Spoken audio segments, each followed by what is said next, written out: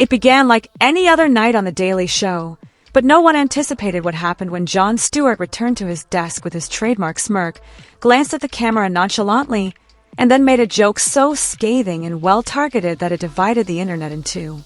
He said, "Meghan Markle, pause for effect, is basically a mini Brigitte, great at slapping her man into place." The crowd roared, and suddenly the tone around Meghan Markle changed once more. "Hey girl, down on your luck, you get a podcast, and no, I do not want to be on it."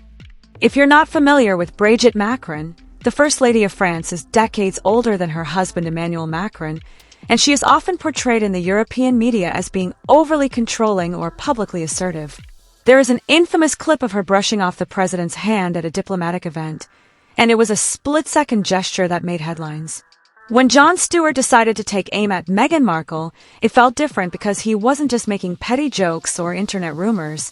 Instead, he was making a statement, and people heard it.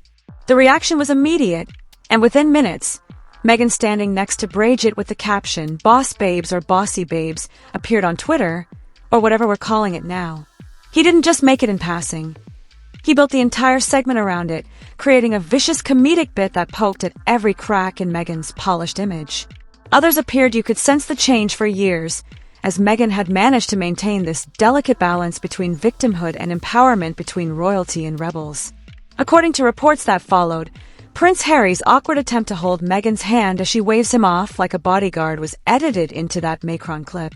Meghan was absolutely livid behind closed doors. The Sussex team was scrambling. She apparently viewed the segment as not just mean-spirited but sexist, outdated, and deeply unfair. But here's the thing, most people didn't see it that way. They saw a well-crafted bit of satire, finally saying what a lot of folks had been whispering for a while, that maybe, just maybe, Meghan's whole empowerment persona feels off, and that podcast didn't help.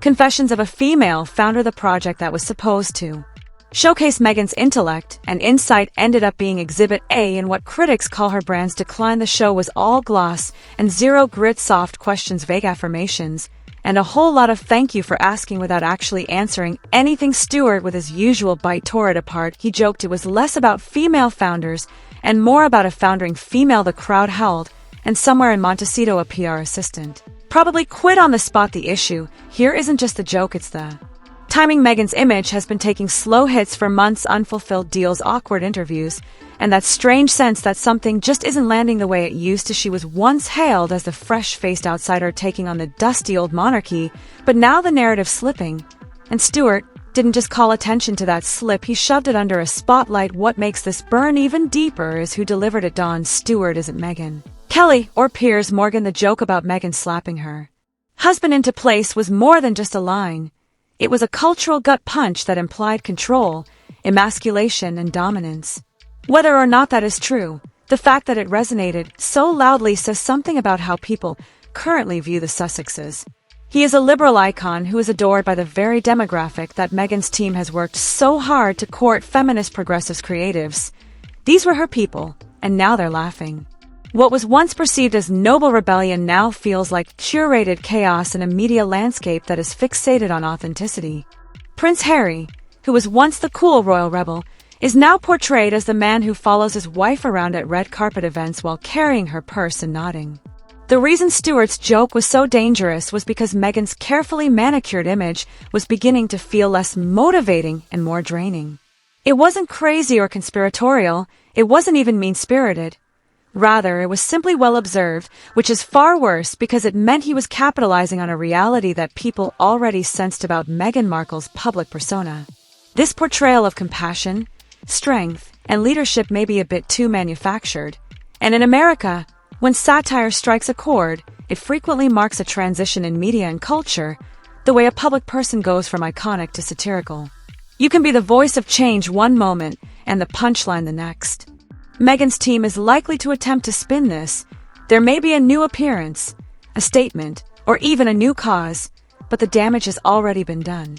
People are laughing at her rather than just questioning her, and in the era of memes and instant reactions, that's not something you can PR your way out of the sting. The punchline wasn't the only thing that hurt, it was the way it perfectly captured everything that people had been discussing for years. Meghan's brand had always been built on control, every statement, every appearance, Every project had layers of polish, from the meticulously staged family photos to the natural moments and interviews that somehow still felt like scripted monologues. However, the more you try to control perception, the faster people start looking for cracks, and Stewart didn't just find them, he pried them open with a crowbar of comedy. He focused on a female founder's confessions, and let's face it, the podcast didn't exactly help her case. Instead, it was marketed as a celebration of female entrepreneurship, but each episode followed the same script. The show avoided discussing the unpleasant, unvarnished grind that actual founders endure without taking any financial risks, instead focusing on a soft-spoken opening, a lot of affirmations, and a strange inability to become serious. No failures, no hard-won victories, simply hazy tales about alignment and vision, and those who criticized it weren't being mean, they were being truthful when they stated it felt phony. Meghan had never really established a business, and there were no payroll issues. No difficulties in recruiting, no new product releases. She had only ever really established a media brand that was linked to her royal title, and even that wasn't doing very well. Deals were falling through, traction was eroding, and even her Netflix animation project was failing. When Stewart joked that the show was more about someone foundering than it was about founders, it hit harder than it should have because it was true. He was pointing out what everyone was thinking, that Meghan's version of struggle was so sanitized that it felt like a parody of real ambition. When the joke landed, there was no audience gasp, just laughter. That's the worst kind of rejection, not outrage or indifference. Pearl was quietly fired before it could cause a single ripple. Prince Harry didn't get off easy either because Stewart made fun of him as an unemployed foreigner who gave up his house and family, and now attends charity dinners with his wife's bags.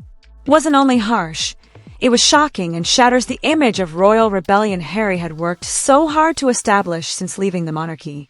The memoir, the candid interviews, and the ongoing focus on discovering his voice all conflicted with the version. In the background of his own story, Stewart portrayed a man, and let's face it, that's what people are beginning to see at public gatherings. Harry hardly ever talks anymore, so Meghan takes the lead and makes the emotional pleas. Harry stands beside her smiling like a security guard in a tuxedo that may sound harsh, but optics matter, especially when your brand depends on visibility. If the public starts seeing you as a prop in your partner's journey, the sympathy disappears fast. The irony is that both Meghan and Harry built their post-royal brand on being real. They said they left the palace because it was stifling, because it didn't let them be authentic, but outside those palace walls, their new life started looking just as. Staged from the perfectly timed paparazzi walks to the private home footage in their Netflix docu-series, nothing felt organic anymore, and when authenticity starts to feel curated, it becomes comedy fodder. Stewart didn't invent the Meghan backlash, he just accelerated it. Until then, criticism of the Sussexes mostly lived in conservative circles, tabloid columns, or angry YouTube rants, but this was something else. This was a respected comedian, someone known for his progressive values, saying out loud that the emperor wasn't wearing clothes, and the audience clapped. That's not just a PR problem, that's a cultural shift.